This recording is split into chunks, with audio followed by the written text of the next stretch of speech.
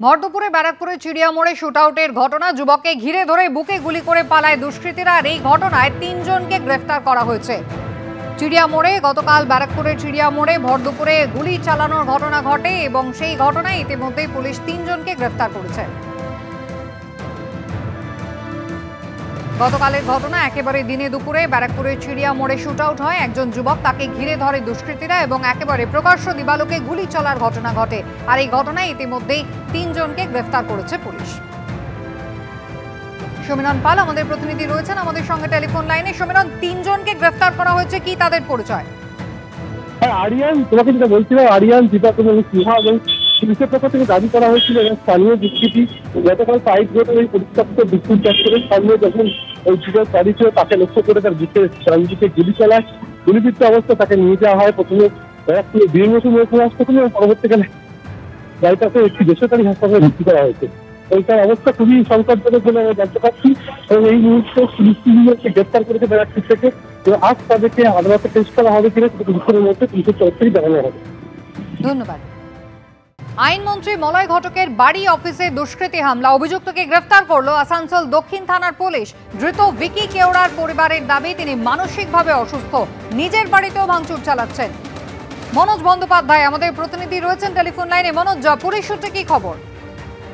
দেখো, পুলিশ সূত্রে যেটা জানা যাচ্ছে, প্রথমিতা যে বিস্তারিতভাবে গতকাল আসানসোল দুর্গাপুর কমিশনারেটের পুলিশ আধিকারিকরা তাকে জেরা করে এবং তার থেকে যে তথ্য পাওয়া যায় যে প্রাথমিকভাবে মনে করা হচ্ছে যে তার বাবার মৃত্যুর যে ডেথ সার্টিফিকেট সেটার জন্য তাকে অনেকবার করে ঘুরতে হয়েছিল, কিন্তু তার জন্য সে স্থানীয় পুরসভায় যাবে। মন্ত্রীর বাড়িতে কেন হামলা চালালো এই নিয়ে আরো বিস্তারিত জিজ্ঞাসাবাদের প্রয়োজন। সে কারণে আজকে তাকে আসানসোল আদালতে তুলে তাকে নিজেদের হেফাজতে নিতে চাইছে আসানসোল দক্ষিণ থানার পুলিশ। ইতিমধ্যেই আসানসোল দক্ষিণ থানায় যে আফকার গার্ডের অভিজাত এলাকা যেখানে মন্ত্রী মলয় ঘটকের বাড়ি, সেই বাড়িতে যে নিরাপত্তা রক্ষীরা ছিলেন, একজন অফিসার এবং 4 জন কনস্টেবল, সেই 4 জন কনস্টেবলকে সেখান থেকে সেই দায়িত্ব থেকে সরিয়ে দেওয়া হয়েছে। তাদের জায়গায় নতুন 4 জন কনস্টেবলকে সেখানে কাজে নিযুক্ত করা হয়েছে, এমনটাই পুলিশ সূত্রে জানা যাচ্ছে। এবং এই ধৃত রাজু কেওড়াকে নিজেদের হেফাজতে নিয়ে আরো বিস্তারিত তদন্ত করতে চায় পুলিশ। কেন, কি কারণে, শুধুমাত্র ব্যক্তিগত আক্রোশ নাকি এর পেছনে কারো ইন্ধন রয়েছে এই মন্ত্রীর বাড়িতে ঢুকে হামলা চালানোর? ধন্যবাদ। বালিঘাট ও বালিহল স্টেশনের মাঝে সিসিআর ব্রিজ সংস্কারের জন্য বালি ব্রিজে যান চলাচল নিয়ন্ত্রণ, আর তার ফলে যাত্রীদের ভোগান্তি। 2-3 কিলোমিটার হেঁটে বাস ধরতে যেতে হচ্ছে রাজচন্দ্রপুরে। দক্ষিণেশ্বর থেকে বালির দিকে যাওয়ার সমস্ত গাড়ি বাস ঘুরিয়ে দেওয়া হচ্ছে নিবেদিতা সেতু দিয়ে। বিপজ্জনকভাবে রেলিং এবং তারের জাল টপকে বাস ধরতে যাচ্ছেন অসহায় যাত্রীরা।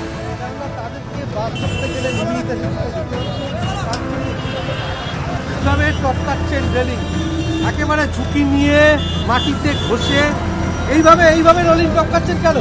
দাদা আমরা দাদা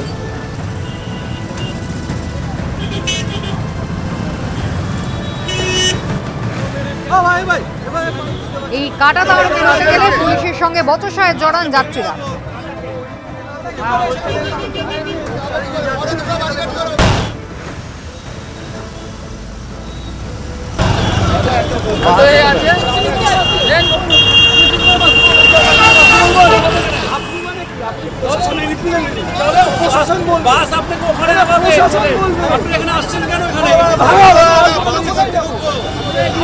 এবিপি আনন্দের খবরের জেরে বিকল্প ব্যবস্থা হলো, দেখুন।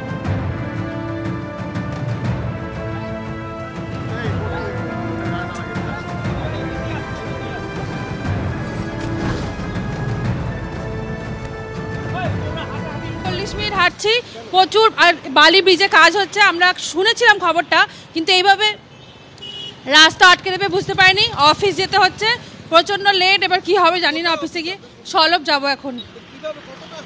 বালি খাল থেকে হাঁটা শুরু করেছি, আপাতত কোনো কিছুই গাড়ি নেই, বলছে টোল ট্যাক্স যেতে, টোল ট্যাক্স পর্যন্ত যেতে হবে হেঁটে, তারপরে কিছু বাস টাস পাবো। রাজচন্দ্রপুর থেকে যেতে হবে। দেখুন, আমাদের তো পুরো হেঁটে হেঁটে ওখান থেকে আসতে হচ্ছে। হ্যাঁ, বালিঘাট থেকে, বালিঘাটের থেকে ওখানে কোনো রকমের কমিউনিকেশন কিছু নেই, ওখানে কোনো বোর্ডও টাঙায়নি, কেউ কিছু বলছেও না কোথা থেকে বাস চলবে না চলবে। তো সেই জন্য ওখান থেকে হেঁটে হেঁটে আসছি। এখন এখানে কোথায় বাস পাবো সেটাও জানি না। আমি যাব ধুলাগড়, তো ধুলাগড় যাওয়ার জন্য যে বাস, সেই বাস কোথা থেকে পাবো সেটা কেউই বলছে না। ইভেন পুলিশরাও কেউ কিছু বলছে না, কোনো নোটিশ বোর্ড নেই, কিচ্ছু নেই। তো এটা সত্যিই খুব আমাদের জন্য দুঃখজনক। যে এইভাবে কাজ শুরু করা বন্ধ হোক, কিন্তু এইভাবে কাজ শুরু করা সত্যি খুব দুঃখজনক।